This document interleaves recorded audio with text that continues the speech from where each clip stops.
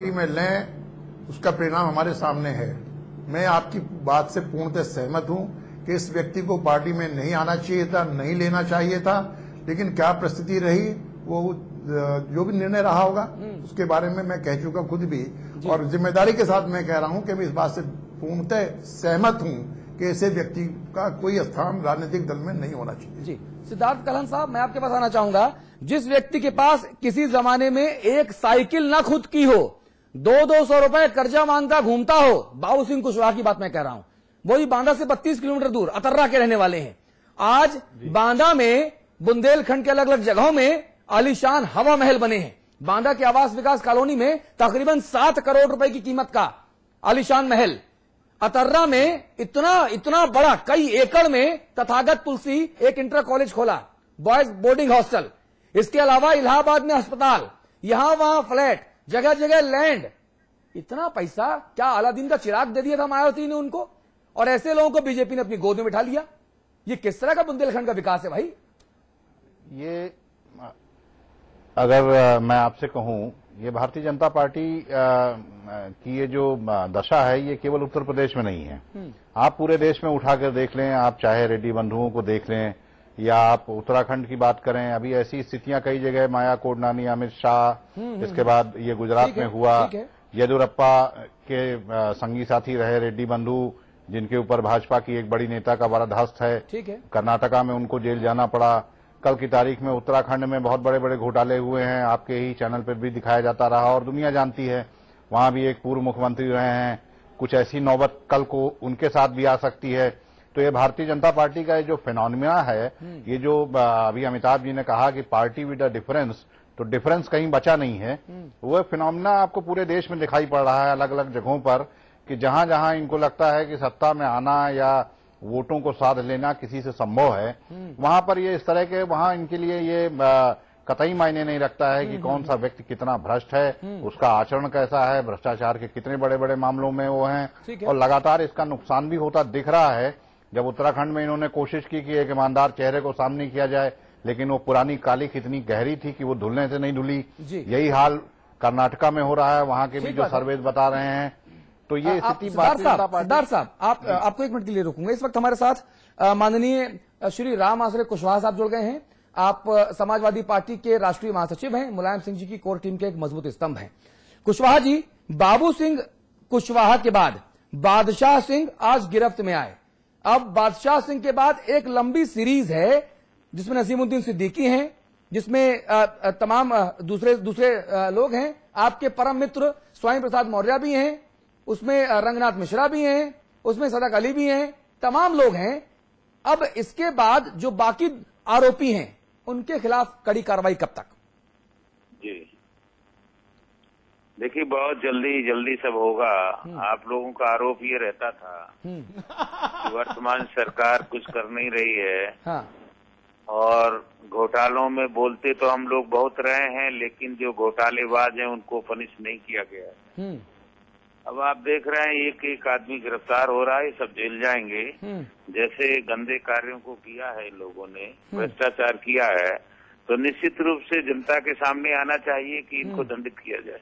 जी नहीं, अब बड़ा सवाल यहां पर है कि देखिए, बादशाह सिंह जिस तरह से आज पकड़े गए, बादशाह सिंह के बारे में जो एसआईबी के डिप्टी एसपी आदित्य प्रकाश गंगवार हैं, वो कहते हैं साहब ये तो केवल एक बानगी है, कड़ी है, बड़े लोग तो अभी भी फ्री बर्ड की तरह यहां वहां आवक जावक कर रहे हैं और सरकार कुछ नहीं कर रही। ये आरोप है। नहीं, आप बादशाह सिंह को छोटा मछली क्यों कहते हैं? ये तो सब बड़े लोगों में ही हैं और ये भी मंत्री रहे हैं।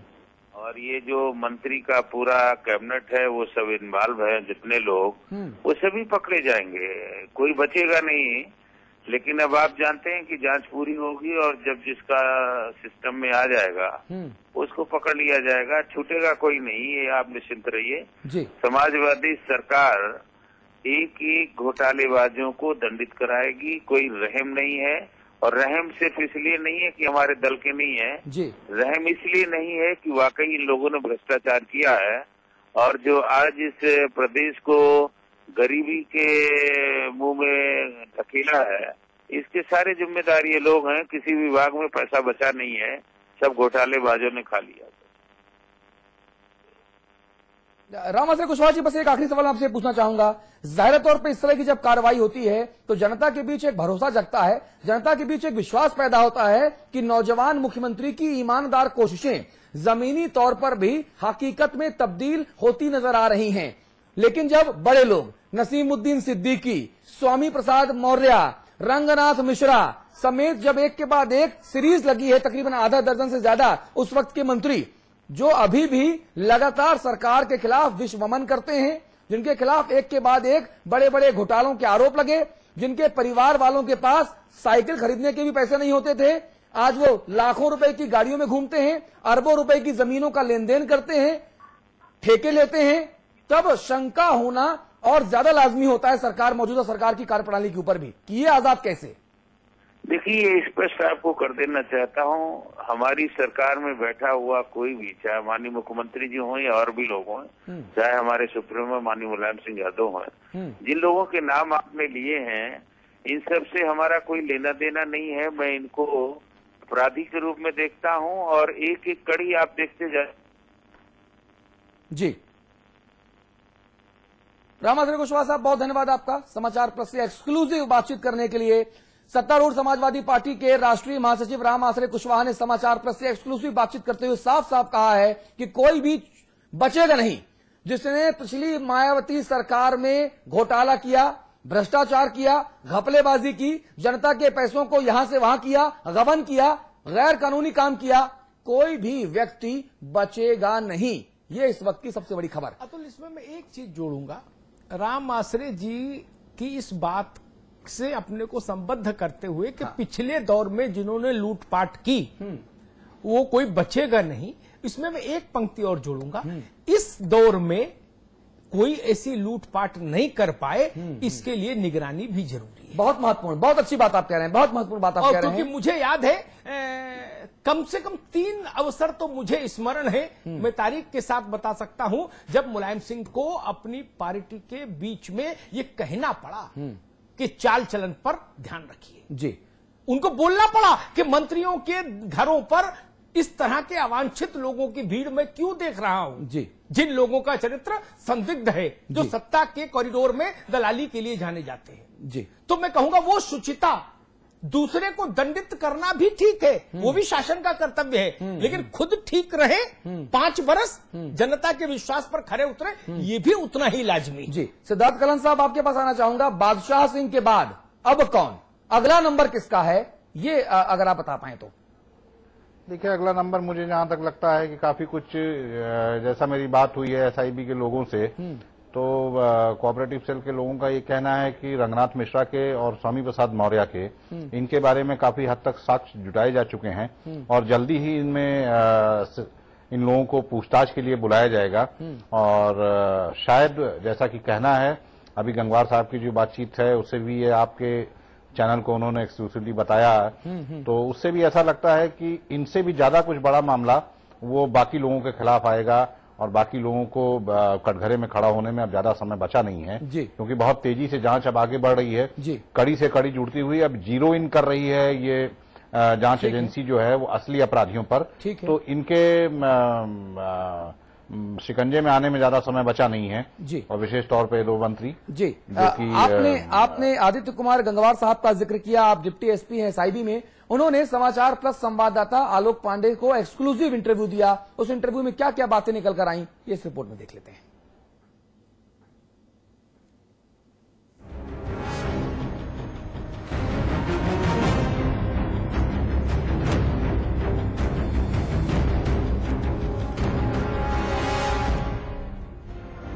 लैगफेड को मायावती सरकार ने एक ऐसी मशीनरी के तौर पर इस्तेमाल किया जिससे निकलता था बेशुमार धन। करोड़ों के ठेके तो मिलते थे, लेकिन काम जमीन के बजाय सिर्फ कागजों पर ही दिखता था। लैगफेड एक संस्था थी जो पहले छोटे छोटे कार्य, मरम्मत के और छोटे गोदाम वगैरह बनाया करती थी, लेकिन पिछली सरकार ने इसको एक कमाऊ पूत की तरह निर्माण एजेंसी बनाया और फिर विभिन्न विभागों से इसमें बजट आने लगे और उस बजट के एवज में अग्रिम कमीशन का एक प्रथा चालू हो गई। इसके सूत्रधार थे माया सरकार में ही मंत्री रहे बाबू सिंह कुशवाहा, नसीमुद्दीन सिद्दीकी, बादशाह सिंह समेत तमाम रसूखदार मंत्री और नौकरशाह। इन्होंने कमीशन का एक ऐसा तंत्र डेवलप किया जिसके सामने विदेशी एजेंसियां भी पानी भरेंगी। शायद ही कोई मंत्री रहा हो जो बिना कमीशन के कोई प्रोजेक्ट फाइनल करता था। सबने 8 से 10% के बीच कमीशन तय कर रखा था। पहले लैगफेड को ठेका दिलाने के लिए कमीशन, फिर लैगफेड से काम दिलाने के लिए कमीशन, यानी दो तरफा कमीशन का शानदार मकड़जाल। कोई मंत्री ऐसा नहीं था जो 8 से 10% तक कमीशन नहीं लेता था अपने बजट का, और उसी के अनुसार ही वो बजट लैगफेड को आवंटित होता था। बहरहाल लंबी पूछताछ और जांच पड़ताल के बाद बादशाह की तो बादशाहत खत्म होती दिखने लगी है, लेकिन अभी भी पिछली सरकार के कम से कम 8 या 9 मंत्री ऐसे हैं जिनकी जांच एजेंसी एसआईबी ने निशानदेही कर रखी है और जल्द ही उन पर शिकंजा कसने की भी तैयारी है। आलोक पांडे, लखनऊ, समाचार प्लस।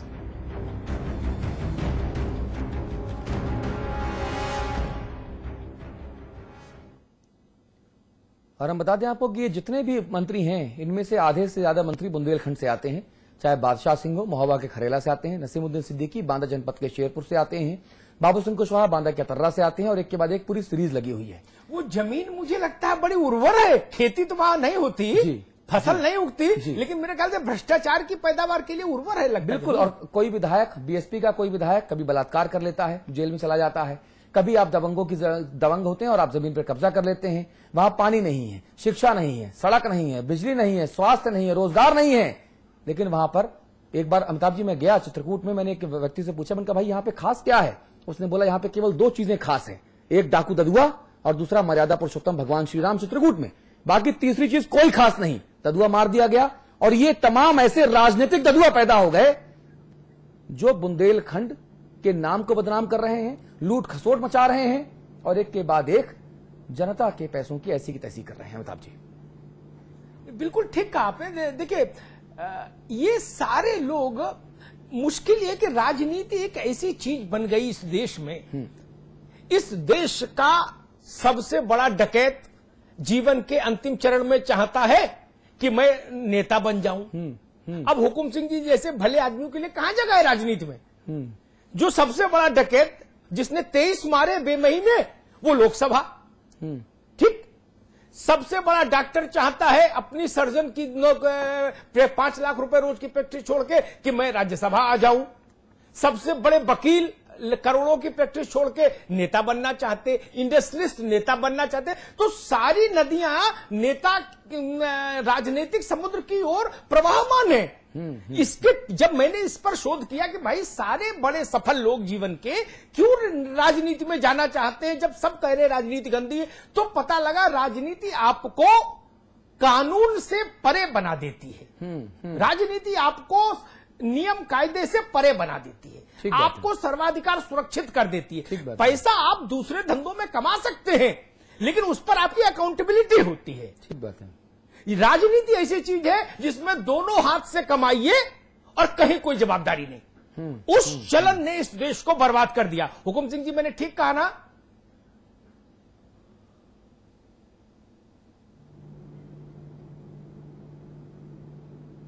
नहीं, आपने ठीक कहा, लेकिन मैं थोड़ा सा अनुरोध कर दूं, अगर सब लोग यही सोच करके राजनीति से अलग होते चले जाएंगे तो फिर और क्या हाल होगा।